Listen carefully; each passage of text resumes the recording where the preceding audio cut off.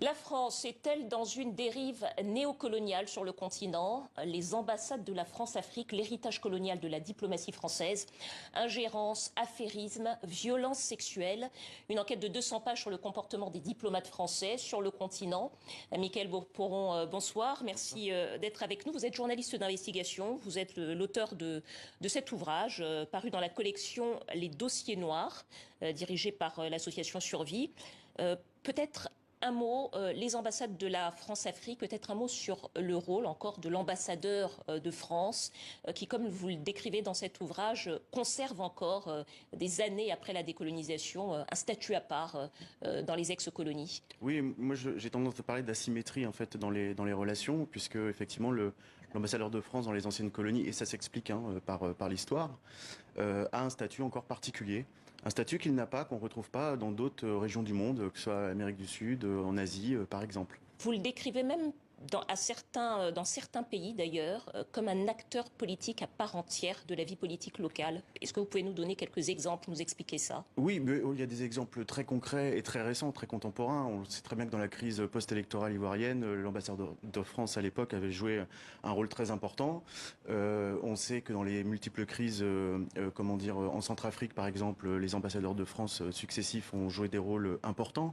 Donc en fait, jusqu'à aujourd'hui, et puis l'ambassadeur de France reste une espèce d'interlocuteur.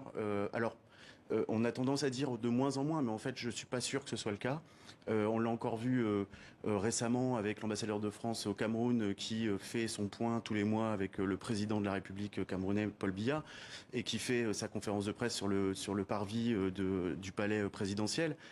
Et j'interroge, je dis, est-ce qu'on verrait un ambassadeur africain, camerounais, faire un point presse sur le parvis de l'Élysée? Donc il y a vraiment une asymétrie et une relation qui est très disproportionnée. Alors, vous parlez d'une mentalité coloniale d'un côté. Est-ce que vous diriez qu'il y a aussi tendance de la part des dirigeants des anciennes colonies à reproduire les mêmes mécanismes que sous la colonisation? En clair, est-ce que vous diriez qu'il y a des néocolonisateurs d'un côté et des mentalités de colonisés qui subsistent de l'autre? Alors je pense que l'héritage, il se fait des deux côtés. C'est-à-dire que je pense qu'il y a l'héritage d'une part des blessures et de la colonisation du côté de l'Afrique, des Africains, et probablement d'un comportement aussi dans les élites africaines qui perdure, hélas, et de l'autre côté un héritage de l'empire français, de l'ancien colon en fait, qui a encore une perception de l'Afrique et de ses anciennes colonies particulières liées à cette histoire. Maintenant, la vraie question, c'est de savoir si certaines élites encouragent encore ces comportements. Je pense que certaines élites, ça les arrange encore d'avoir des ambassadeurs de France qui sont un peu proconsuls, ou en tout cas qui leur permettent de faire passer leur message. En tout cas. Qu'est-ce que ça peut avoir comme conséquence géopolitique? Alors en conséquence géopolitique, si on prend un peu de recul et un peu de hauteur, il faut savoir qu'aujourd'hui la France est une puissance parce qu'elle a été une puissance coloniale. Et donc en fait elle a tout intérêt à garder son influence sur ces anciennes colonies finalement quelque part. Et finalement l'ambassadeur n'est autre que, j'allais dire la petite main, mais le prolongement finalement de cette politique d'influence. Donc en fait les conséquences elles sont là, c'est simplement que la France doit garder son influence et sa puissance. Mais est-ce que ce comportement néocolonial que vous décrivez nourrit les exaspérations qu'on observe sur le continent quant à la présence française? En tout cas, lors de mon enquête, j'ai pu recueillir beaucoup de témoignages de personnes qui sont plus ou moins proches des diplomates français sur le terrain et qui ont beaucoup de frustration. Je raconte le cas notamment d'employés d'ambassades africains, etc., qui se sentent quand même qui ont un sentiment de paternalisme, etc. Donc en fait, quand même, je pense que tout ça forcément se diffuse à un moment donné dans les familles, dans les populations. Le sentiment, j'ai pas envie de dire que le comportement des ambassadeurs nourrit ce qu'on appelle aujourd'hui le sentiment anti-français, qui est en fait une blague. Enfin, grosso modo, c'est plus complexe que ça. Mais en tout cas, il peut y contribuer puisque l'ambassadeur de France n'est autre que le premier représentant finalement des Français sur le continent. Peut-être une question également. Vous avez un chapitre et c'est pour ça que j'y reviens sur le. Alors, on va revenir sur le comportement des fonctionnaires.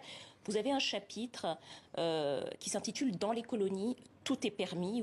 Vous insistez notamment sur la domination qui s'exerce notamment par le sexe, recours à la prostitution, accusation de pédophilie, violence sexuelle. Donc on est sur des choses lourdes.